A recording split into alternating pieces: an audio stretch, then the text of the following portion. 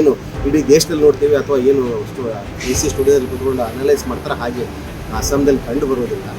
ಅಸ್ಸಾಂದಲ್ಲಿ ಮಿಯಾಗಳು ಅಂತಂದ್ರೇನು ಬಾಂಗ್ಲಾದಿಂದ ಬಂದು ನೆಲೆಸಿರುವ ವಲಸಿಗರಂತ ಏನು ಹೇಳ್ತಾರೆ ಅವರು ಯೋಚನೆ ಮಾಡೋ ರೀತಿಯೇ ಬೇರೆ, ಅಥವಾ ಅಸ್ಸಾಂದಲ್ಲಿರುವ ಅಸ್ಸಾಮಿ ಮುಸ್ಲಿಮರು ಯೋಚನೆ ಮಾಡೋ ರೀತಿಯೇ ಬೇರೆ, ಅಥವಾ ಬಂಗಾಲಿ ಮಾತಾಡೋ ಮುಸ್ಲಿಮರು ಯೋಚನೆ ಮಾಡೋ ರೀತಿ ಮತದಾನ ಮಾಡೋ ರೀತಿ ಸಂಪೂರ್ಣ ಬೇರೆ ಆಗಿದೆ. ಬಟ್ ಈ ಬಾರಿ ಅವರು ಎಲ್ಲರೂ ಒಂದು ಒಕ್ಕಟ್ಟಾಗಿದ್ದಾರೆ, ಏಕತೆ ಆಗಿದ್ದಾರೆ ಅಂತ ಒಂದು ರಿಪೋರ್ಟ್ಗಳು ಕಂಡು ಬರ್ತಾ ಇದೆ. ಜರ್ನಲಿಸ್ಟ್ಗಳು ಹೇಳ್ತಾ ಇದ್ದಾರೆ, ಸ್ಪೆಷಲಿಸ್ಟ್ಗಳು ಹೇಳ್ತಾ ಇದ್ದಾರೆ. ಮೊದಲು ಅವ್ರು ಏನು ಹೇಳ್ತಿದ್ರು, ಫರ್ಟಿಲೈಸರ್ ಜಿಹಾದ್ ಮಾಡ್ತಾ ಇದ್ದಾರೆ, ಲವ್ ಜಿಹಾದ್ ಮಾಡ್ತಾ ಇದ್ದಾರೆ, ಆ ಎಲ್ಲ ಜಿಹಾದ್ಗಳು ಬಿಟ್ಟು ಬಂದರೆ ಅವರು ನಮ್ಮವರೆನ್ನೋ ಒಂದು ಮಾತು ಹೇಳ್ತಿದ್ದಾರೆ. ಫರ್ಟಿಲೈಸರ್ ಜಿಹಾದ್ ಅಂತಂದರೆ ತರಕಾರಿಗಳಲ್ಲಿ ಹೆಚ್ಚಿನ ಕೆಮಿಕಲ್ನ ಹಾಕಿ ಬೇರೆ ಜನಾಂಗದಲ್ಲಿ ತಿನ್ನಿಸ್ತಾ ಇದ್ದಾರೆ ಮುಸ್ಲಿಮ್ಸ್ ಅನ್ನೋದು ಅಹಮದ್ ಪೂಷಣ್ ಅವರ ಆರೋಪ. ನಮಸ್ಕಾರ.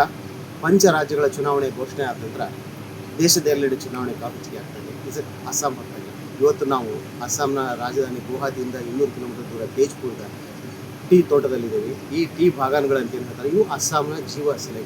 ಇಲ್ಲಿ 850ಕ್ಕೂ ಹೆಚ್ಚು ಟೀ ಎಸ್ಟೇಟ್ಗಳಿವೆ, ಅಷ್ಟೇ ಟೀ ಫ್ಯಾಕ್ಟ್ರಿಗಳಿವೆ. ಇಲ್ಲಿ ಮುಖ್ಯವಾಗಿ ಚುನಾವಣೆ ನಾವು ಗಮನಿಸ್ತಾ ಇದ್ದಾಗ ಅಸ್ಸಾಮನ್ನು ಕೇವಲ ಒಂದು ಸಂಪೂರ್ಣ ರಾಜ್ಯವಾಗಿ ತೆಗೆದುಕೊಳ್ಳಿಕ್ಕಾಗೋದಿಲ್ಲ. ಯಾಕಂದರೆ ಅಸ್ಸಾಂ ತನ್ನ ಐಡೆಂಟಿಗಾಗಿ, ಲ್ಯಾಂಡ್ಗಾಗಿ, ಭಾಷೆಗಾಗಿ, ಅಸ್ಸಾಂನ ರಾಷ್ಟ್ರೀಯತೆಗಾಗಿ ಹೋರಾಟ ಮಾಡ್ಕೊಂಡು ಬಂದಿದೆ. ಇಲ್ಲಿ ಒಂದು ಕಮ್ಯುನಿಟಿ ಒಂದು ಭಾಗದಲ್ಲಿ ಬೇರೆ ರೀತಿ ವರ್ತಿಸ್ತಾ ಇದ್ದರೆ, ಅದೇ ಕಮ್ಯುನಿಟಿ ಇನ್ನೊಂದು ಭಾಗದಲ್ಲಿ ಅವರ ಆಸ್ಪಿರೇಷನ್ಸು, ಅವ್ರ ಗ್ರಿವೆನ್ಸಸ್ಗಳು, ಅವರ ದೂರುಗಳು, ಅವರ ಕನಸುಗಳು ಬೇರೆನೇ ಇದ್ದಾವೆ.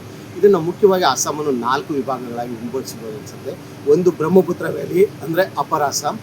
ಇಲ್ಲಿ ಮುಖ್ಯವಾಗಿ ಬರೋದು ಅಹೋಮ್ ಜನಾಂಗ, ಅದ್ರ ಜೊತೆಗೆ ಟೀ ಪ್ಲಾಂಟಿಂಗ್ ಆದಿವಾಸಿಗಳು ಬರ್ತಾರೆ, ಟೀ ಎಸ್ಟೇಟಲ್ಲಿ ವರ್ಕ್ ಮಾಡೋ ಆದಿವಾಸಿಗಳು ಬರ್ತಾರೆ.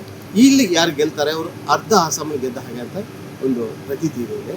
ನೆಕ್ಸ್ಟ್ ಬರೋದು ಬರಾಕ್ ವ್ಯಾಲಿ. ಬರಾಕ್ ವ್ಯಾಲಿಯಲ್ಲಿ ಮುಖ್ಯವಾಗಿ ಬಂಗಾಲಿ ಮಾತಾಡೋ ಹಿಂದೂಗಳು ಹೆಚ್ಚಿಗೆ ಕಂಡು ಬರ್ತಾರೆ, ಅದ್ರ ಜೊತೆಗೆ ಬಂಗಾಲಿ ಮುಸ್ಲಿಮ್ಸು ಅಲ್ಲಿ ಹೆಚ್ಚಿಗೆ ಕಂಡು ಬರ್ತಾರೆ. ಮೂರನೇದು ಹಿಲ್ ಡಿಸ್ಟ್ರಿಕ್ಟ್. ಇಲ್ಲಿ ಅಸ್ಸಾಂನ ಮೂಲ ನಿವಾಸಿಗಳು ಮತ್ತು ಅಲ್ಲಿ ಆದಿವಾಸಿಗಳು, ಮಿಸ್ಸಿಂಗ್ ಆದಿವಾಸಿಗಳು, ಕಾರ್ವೆ ಆದಿವಾಸಿಗಳು ನಮ್ಗೆ ಸಿಗ್ತಾರೆ. 4ನೇದು ಇಂಪಾರ್ಟೆಂಟ್ ಆಗಿ ಕಂಡು ಬರ್ತಾ ಇರೋದು ಬೋಡೋಲ್ಯಾಂಡ್, ಅಂದರೆ BTR ಅಂತ ಏನು ಹೇಳ್ತೀವಿ, ಬೋಡೋಲ್ಯಾಂಡ್ ಕರೀತೀವಿ. ಇಲ್ಲಿ ಬೋಡೋ ಆದಿವಾಸಿಗಳು ಕಂಡು ಬರ್ತಾರೆ ಮತ್ತು ಬೇರೆ ರೀತಿಯ ಇನ್ನೂ ಆದಿವಾಸಿಗಳು ಅಲ್ಲಿದ್ದಾರೆ. ಇಲ್ಲಿ ಮುಖ್ಯವಾಗಿ ಪ್ರತಿಯೊಂದು ವಿಭಾಗದಲ್ಲೂ ತನ್ನದೇ ಆದ ಆಸ್ಪಿರೇಷನ್ಸ್ಗಳಿದೆ, ತಮ್ಮದೇ ಆದ ಹೋರಾಟಗಳಿದ್ದಾವೆ, ತಮ್ಮದೇ ಆದ ದುಃಖಗಳಿದ್ದಾವೆ, ತಮ್ಮದೇ ಆದ ದುಮ್ಮಾನಗಳಿವೆ, ತಮ್ಮದೇ ಆದ ರಾಜಕೀಯ ಗುರಿಗಳಿದ್ದಾವೆ. ಈ ಒಂದಕ್ಕೂ ಹೊರತುಪಡಿಸಿ ಇನ್ನೊಂದನ್ನು ಆಗಲ್ಲ. ಯಾಕಂದರೆ ಎಲ್ಲ ಕಡೆ ಇಡೀ ಅಸ್ಸಾಂದಲ್ಲಿ ನಾವು ಏನು ಇಡೀ ದೇಶದಲ್ಲಿ ಮಾಡಲಿಕ್ಕೆ ಹೊರಟಿದ್ರು BJP ಸರ್ಕಾರ ಸಿಟಿಜನ್ ಅಮೆಂಡ್ಮೆಂಟ್ ಬಿಲ್ನ, ಅಸ್ಸಾಮಲ್ಲಿ ಅದನ್ನು ವಿರೋಧ ಮಾಡಿದರೆ ಬರಾಕ್ ವ್ಯಾಲಿಯಲ್ಲಿ ಅದನ್ನು ಸಪೋರ್ಟ್ ಮಾಡ್ತಾರೆ.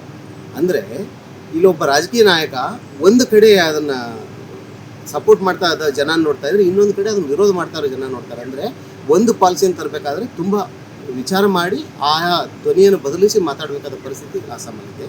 ಅದನ್ನು ಹೊರತುಪಡಿಸಿ ನಾವು ಒಂದೊಂದೇ ವ್ಯಾಲಿಯಲ್ಲಿ ಮಾತಾಡ್ತಾ ಹೋದ್ರಿಂದ, ಬ್ರಹ್ಮಪುತ್ರ ವ್ಯಾಲಿಯಲ್ಲಿ ಅಹೋಮ್ ಜನಾಂಗ ಏನಿದೆ ಅಲ್ಲಿ ಮುಖ್ಯವಾಗಿ ಸೋನಾವಾಲಾ ಮತ್ತು ಗೌರವ್ ಗೊಗೊಯ್, ಕಾಂಗ್ರೆಸ್ನ ಏನು ಮುಖ್ಯ ಇದ್ದಾರೆ, ಅವರು ಪ್ರಮುಖ ಪಾತ್ರ ವಹಿಸ್ತಾ ಇದ್ದಾರೆ. ತಮ್ಮ ಎಲ್ಲ ಎನರ್ಜಿನೂ ಲಾಸ್ಟ್ ಟೈಮ್ ಅವರು ಪಾರ್ಲಿಮೆಂಟ್ ಎಲೆಕ್ಷನಲ್ಲಿ ವಹಿಸಿದ್ರು, ಈ ಸಲನೂ ಅದನ್ನೇ ಮಾಡ್ತಾಯಿದ್ದಾರೆ. ಇಲ್ಲಿ ಟೀ ಪ್ಲಾಂಟರ್ಸ್, ಟೀ ಬಾಗಾನ್ಗಳಲ್ಲಿ ಅಂದರೆ ಟೀ ತೋಟಗಳಲ್ಲಿ ಕೆಲಸ ಮಾಡುವ ಏನು ಆದಿವಾಸಿಗಳಿದ್ದಾರೆ ಅವರು ಪ್ರಮುಖ ಪಾತ್ರ ವಹಿಸ್ತಾರೆ. ಅವರು ಪರಂಪರಾಗತವಾಗಿ ಕಾಂಗ್ರೆಸ್ನ ಮತದಾರರಾಗಿದ್ದರು, ಕಾಂಗ್ರೆಸ್ನ ಭದ್ರ ಕೋಟೆಯಾಗಿತ್ತು.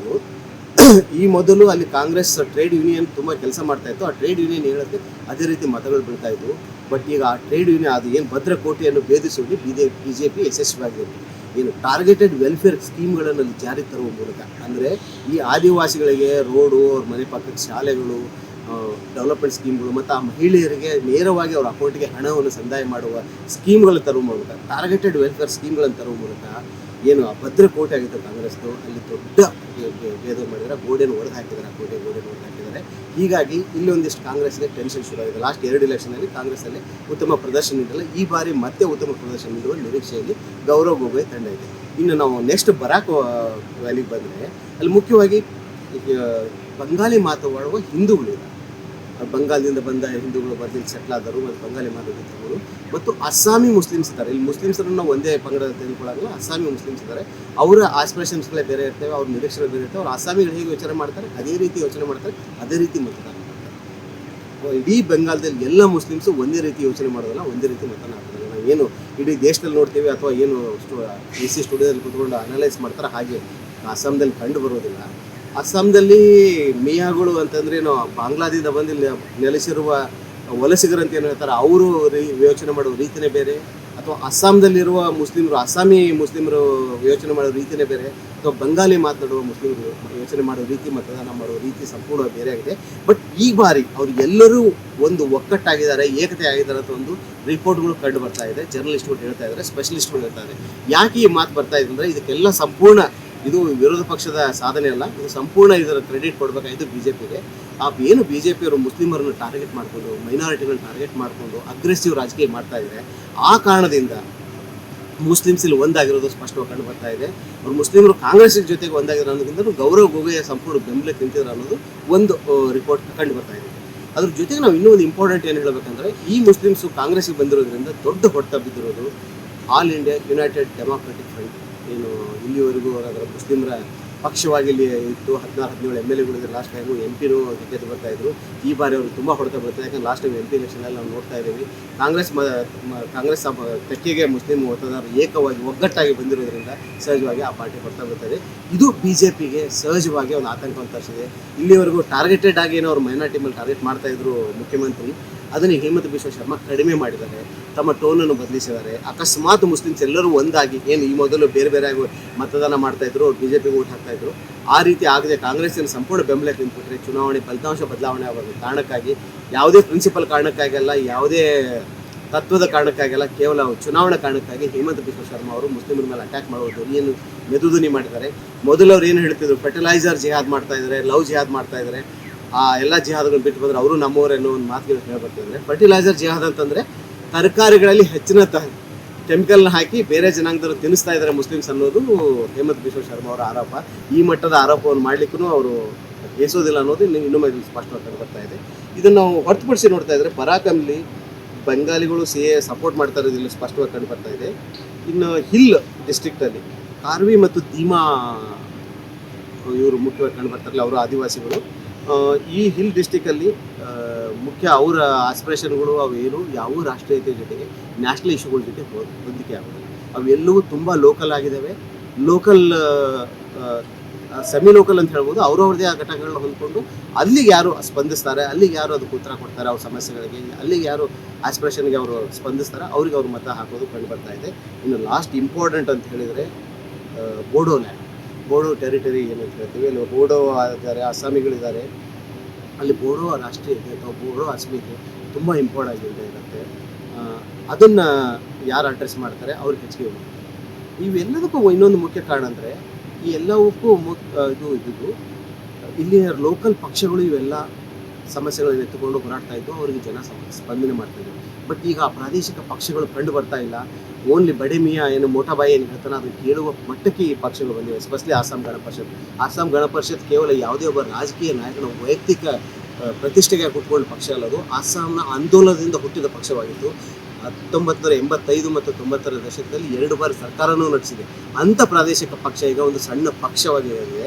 ಅದ್ರ ಜೊತೆ ಅಖಿಲ್ ಗೊಗೊಯ್ ಅವರ ರಾಷ್ಟ್ರ ಇರ್ಬೋದು, ಅಥವಾ AJP ಅಸ್ಸಾಂ ಜಾತೀಯ ಪರಿಷತ್ ಇರ್ಬೋದು, ಅವೆರಡೂ ಈ ಕಾಂಗ್ರೆಸ್ ಜೊತೆಗೂಡಿದ್ದಾವೆ. ಹೀಗಾಗಿ ಇಲ್ಲಿ ಪ್ರಾದೇಶಿಕ ಪಕ್ಷಗಳ ಆಟ ನಡೀತಾ ಇಲ್ಲ.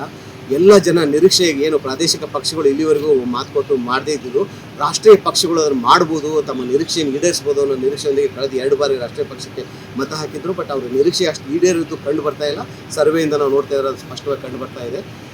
ಇವನ್ನ ಹೊರತುಪಡಿಸಿ ನೋಡ್ತಾ ಇದ್ರೆ ನಾವು ಇನ್ನೊಂದಿಲ್ಲಿ ಇಂಪಾರ್ಟೆಂಟಾಗಿ ಕಂಡು ಬರ್ತಾ ಇರೋದು, ಬದ್ರುದ್ದೀನ್ ಅಜ್ಮಲ್ ಅವರಿಗೆ AIDUF ಅವರಿಗೆ ತುಂಬ ಹೊಡೆತ ಬೀಳ್ತಾ ಇರೋದು ಕಂಡು ಬರ್ತಾ ಇದೆ. ಆಮೇಲೆ ಡಿಲಿಮಿಟೇಷನ್, ಇದು ತುಂಬ ಮುಖ್ಯವಾದ ಪಾತ್ರವನ್ನು ವಹಿಸ್ತಾ ಇದೆ ಅಂತ ಹೇಳ್ಬೋದು. ಡಿಲಿಮಿಟೇಷನು ಯಾಕೆ ಮಾತಾಡ್ತಾ ಇದ್ದೀವಿ ಅಂದರೆ, ನೀವು ಯಾರಾದರೂ ಮತದಾರರ ಹೃದಯ ಗೆಲ್ಲದೆ ಹೋದರೆ ಅಲ್ಲಿ ನೀವು ಗಡಿಗಳನ್ನು ಬದಲಾಯಿಸಿ, ರೇಖೆಗಳನ್ನು ಬದಲಾಯಿಸಿ ಅನ್ನೋ ಒಂದು ಮಾತಿದೆ. ಅದೇ ರೀತಿ ಇಲ್ಲಿ BJಪಿಯವರು ದೇಶದ ಎಲ್ಲೆಡೆ ಏನೋ ಡಿಲಿಮಿಟೇಷನ್ ಮಾಡಲಿಕ್ಕೆ ಹೊರಟಿದ್ದಾರೆ.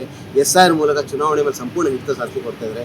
ಅದರ ಪ್ರಥಮ ಅಂಗವಾಗಿ ಡಿಲಿಮಿಟೇಷನನ್ನು 2023ರಲ್ಲಿ ಅಸ್ಸಾಮಲ್ಲಿ ಮಾಡಿದ್ದಾರೆ. ಡಿಲಿಮಿಟೇಷನ್ ಆದ ನಂತರ ಹಲವಾರು ವಿಧಾನಸಭಾ ಕ್ಷೇತ್ರಗಳ ಸಂಪೂರ್ಣ ಚಿತ್ರವೇ ಬದಲಾವಣೆ ಹೋಗಿದೆ. ಮತದಾರರು ಬೇರೆ ಕಮ್ಯುನಿಟಿಯವರು ಬೇರೆ ಜಾತಿಯವರು ಬಂದಿದ್ದಾರೆ. ಹೀಗಾಗಿ ಗೌರವ್ ಗೊಗೊಯ್ ಅಂತ ವ್ಯಕ್ತಿನೇ, ಕಾಂಗ್ರೆಸ್ನ ವ್ಯಕ್ತಿ, ತಮ್ಮ ಕ್ಷೇತ್ರವನ್ನು ಬದಲಿಸಿ ಇನ್ನೊಂದು ಕ್ಷೇತ್ರಕ್ಕೆ ಹೋಗಬೇಕಾದ ಅನಿವಾರ್ಯತೆ ಬಂದಿದೆ. ಆ ಡಿಲಿಮಿಟೇಷನ್ ಎಷ್ಟು ಇಂಪ್ಯಾಕ್ಟ್ ಮಾಡುತ್ತೆ ಅನ್ನೋದು ಈ ಚುನಾವಣೆಯ ನಂತರ ಸ್ಪಷ್ಟವಾಗಿ ಗೊತ್ತಾಗುತ್ತೆ ಅಂತ ಹೇಳ್ಬೋದು. ಅದನ್ನು ಬಿಟ್ಟರೆ ಈ ಮುಖ್ಯವಾಗಿ ಇನ್ನೊಂದು ಕಾಡ್ತಾ ಇರೋದು ನಿರುದ್ಯೋಗ ಸಮಸ್ಯೆ. ಎಲ್ಲ ಯುವಕರಲ್ಲೂ ಕಮ್ಯುನಲ್ ಪೊಲಿಟಿಕ್ಸ್ ಸಾಕಾಗಿ ಹೋಗಿದೆ. ಅವರಿಗೆ ಒಂದು ಹಂತಕ್ಕೆ ಅವರಿಗೆ ಅದನ್ನು ಮುಕ್ತಾಯ ಮಾಡಿ ಸಾಕನ್ನೋ ಪರಿಸ್ಥಿತಿ ಬಂದು ನಿರುದ್ಯೋಗ ಮತ್ತು ಡೆವಲಪ್ಮೆಂಟ್ ಕೆಲಸಗಳು, ನಿಜವಾದ ಡೆವಲಪ್ಮೆಂಟ್ ಕೆಲಸಗಳ ಹುಡುಕಾಟದಲ್ಲಿ ಎಲ್ಲ ಕಮ್ಯುನಿಟಿ ಜನ ಯುವಕರಿದ್ದಾರೆ. ಅದನ್ನು ಎಷ್ಟು ಅಡ್ರೆಸ್ ಮಾಡ್ತಾರೆ ಕಾಂಗ್ರೆಸ್ ಅನ್ನೋದ್ರ ಮೇಲೆ ಅವರ ಮತ ನಾವು ನಿರೀಕ್ಷೆ ಮಾಡ್ಬೋದು ಅನಿಸುತ್ತೆ. ಯಾಕಂದರೆ ಹೆಚ್ಚಿಗೆ ನಿರುದ್ಯೋಗ ಇರೋದು, ಹೆಚ್ಚಿನ ಅನಕ್ಷರತೆ ಇರೋದು, ಹೆಚ್ಚಿನ ಬಡತನ ಇರೋದು ದೇಶದಲ್ಲಿ ರಾಜ್ಯಗಳಲ್ಲಿ ಅಸ್ಸಾಮು ಒಂದು ಅಂತ ಮತ್ತೊಮ್ಮೆ ನಾವಿಲ್ಲಿ ನೆನಪಿಸ್ಕೊಳ್ಬೇಕಾಗತ್ತೆ. ಅದನ್ನು ಹೊರತುಪಡಿಸಿದರೆ ಕಲ್ಚರಲ್ ಫೈಟ್ ತುಂಬ ಜೋರಾಗಿ ನಡೀತಾ ಇದೆ. ಜುಬಿನ್ ಗರ್ಗ್ ಏನು ಗಾಯಕ, ಹೋರಾಟಗಾರ, ಜನರೊಂದಿಗೆ ಬೆರೀತಾರೆ ವ್ಯಕ್ತಿ, ಇವತ್ತು ಜನರಲ್ಲಿ ಜೀವಂತವಾಗಿದ್ದಾರೆ. ಅವರು ಸತ್ತಿರ್ಬೋದು, ಹಾಂಗ್ಕಾಂಗಲ್ಲಿ ಒಂದು ದುರಂತಲ್ಲಿ ಸತ್ತಿದ್ದಾರೆ. ಅದು ಮರ್ಡರ್ ಅಂತ ಅನ್ನೋದು ಅಸ್ಸಾಮಿ ಜನರ ಒಂದು ನಂಬಿಕೆ ಆಗಿದೆ. ಅದಕ್ಕಾಗಿ ಅವರು ಜಸ್ಟಿಸ್ ಫಾರ್ ಜುಬಿನ್ ಅಂತ ತುಂಬ ದೊಡ್ಡ ಹೋರಾಟ ಮಾಡ್ತಾ ಇದ್ದಾರೆ. ಇವತ್ತು ನಾವು ಜುಬಿನ್ ಅವರ ಸಮಾಧಿಗೆ ಹೋದರೆ ಅಥವಾ ಜುಬಿನ್ ಎಲ್ಲಿ ನೋಡಿದ್ರೆ ಅವ್ರ ಫೋಟೋಗಳು ಕಾಣಿಸುತ್ತೆ, ಅವ್ರ ಕೊಟೇಶನ್ಗಳು ಕಾಣಿಸ್ತವೆ, ಅವ್ರ ಹಾಡುಗಳು ಕೇಳಿ ಬರ್ತಾ ಇದ್ದಾವೆ. ಎಲ್ಲ ಯುವಕರಲ್ಲಿ ಆ ಜುಬಿನ್ ಇನ್ನೂ ಜೀವಂತವಾಗಿದೆ. ಎಸ್ಪೆಷಲಿ ಅಸ್ಸಾಮೀಸ್ ಮತ್ತು ಜುಬಿನ್ ಒಂದು ಸ್ಪಷ್ಟವಾಗಿ ಕಂಡು ಬರ್ತಾ ಇದೆ ಜುಬಿನ್ ನೆನಪು. ಇದನ್ನು ಹೇಗೆ ಅಡ್ರೆಸ್ ಮಾಡ್ತಿದೆ ಗೌರ್ಮೆಂಟ್ ಅಂತ, ಅದಕ್ಕೆ ತುಂಬ ಕಷ್ಟಪಡ್ತಾ ಇದ್ದಾರೆ. ಫಾಸ್ಟ್ ಟ್ರ್ಯಾಕ್ ಕೋರ್ಟ್ಗಳನ್ನು ಮಾಡಿದ್ದಾರೆ. ಬಟ್ ಜುಬಿನ್ ಏನು ಸಮಾಧಾನ ಆಗೋ ರೀತಿಯಲ್ಲಿ ಇಲ್ಲಿವರೆಗೂ ಬಂದಿಲ್ಲ. ನ್ಯಾಯಾಲಯ ಏನಾದರೂ ನಿರ್ಧಾರ ಮಾಡ್ಬೋದು, ಅದು ಮರ್ಡರ್ ಅಂತ ಆಗುತ್ತೋ ಅಥವಾ ಸಹಜ ಸಾವು ಅಂತ ಆಗುತ್ತೋ ಅದು. ಬಟ್ ಜನರಲ್ ಒಂದು ಏನು ನರೇಷನ್ ಹುಟ್ಟಿದೆ ಅದರ ಪ್ರಕಾರ ಜುಬಿನ್ಗೊಂದು ನಿರೀಕ್ಷೆ ಇದು, ನ್ಯಾಯದ ನಿರೀಕ್ಷೆ ಇದೆ. ಅದನ್ನು ಯಾರು ಈಡೇರಿಸ್ತಾರೋ ಆ ಕಡೆ ಮತದಾರರು, ಯುವಕರು ಹೋಗುವ ಸಾಧ್ಯತೆಗಳು ಹೆಚ್ಚಿಗೆ ಕಂಡು ಬರ್ತಾ ಇದೆ. ನುಸುಳುಕೋರರು ಸಮಸ್ಯೆ ಒಂದು ಕಡೆ ಆದರೆ, ಅಸ್ಸಾಂನ ಗರ್ವ, ಅಸ್ಸಾಂನ ಪ್ರೈಡ್, ಅಸ್ಸಾಂನ ಅಸ್ಮಿತೆ ಇನ್ನೊಂದು ಕಡೆ ಆಗಿದೆ. ಈ ಅಸ್ಮಿತೆಯನ್ನು ಏನು ಪ್ರಾದೇಶಿಕ ಪಕ್ಷಗಳು ಇಲ್ಲಿವರೆಗೂ ಅದನ್ನು ಚಲಾಯಿಸ್ಕೊಂಡು ಬರ್ತಾ ಇದ್ವು, ಅದನ್ನು ರಾಷ್ಟ್ರೀಯ ಪಕ್ಷ ತನ್ನ ಸರ್ವಶಕ್ತ ಅಂದರೆ ಹೆಚ್ಚಿನ ಹಣ ಮತ್ತು ಹೆಚ್ಚಿನ ಇನ್ಫ್ರಾಸ್ಟ್ರಕ್ಚರ್ ಜೊತೆಗೆ ಅದನ್ನು ತನ್ನದಾಗಿ ಮಾಡಿಕೊಂಡು ಈಗ ಅಸ್ಸಾಂ ಜನತೆ ಮೇಲೆ ಹೇರಿ ಸಾಮ್ರಾಜ್ಯ ಸ್ಥಾಪಿಸಿತ್ತು. BJPಗೆ ಈ ಬಾರಿ ನಿಜವಾಗ್ಲೂ ಒಂದು ಎಚ್ಚರಿಕೆ ಗಂಟೆ ಬಾರಿಸ್ತಾ ಇದೆ. ಯಾಕಂದರೆ ಈವರೆಗೂ ಅವ್ರ ಕಡೆ ಇದ್ದಂಥ ಅಸ್ಸಾಮಿಗಳಿರ್ಬೋದು ಅಥವಾ ಬೆಂಗಾಲಿಗಳಿರ್ಬೋದು ಅಥವಾ ಟೀ ಎಸ್ಟೇಟಲ್ಲಿ ವರ್ಕ್ ಮಾಡ್ತಾರೋ ಅರ್ಧ ಆದಿವಾಸಿಗಳಿರ್ಬೋದು, ಅವ್ರಿಗೆಲ್ಲ ಒಂದು ನಿರಾಶೆ ಕಾಡ್ತಾ ಇದೆ. ಕೇವಲ ಕಮ್ಯುನಲ್ ಪೊಲಿಟಿಕ್ಸ್ ಅಷ್ಟೇ ಕಂಡು ಬರ್ತಾ ಇದೆ.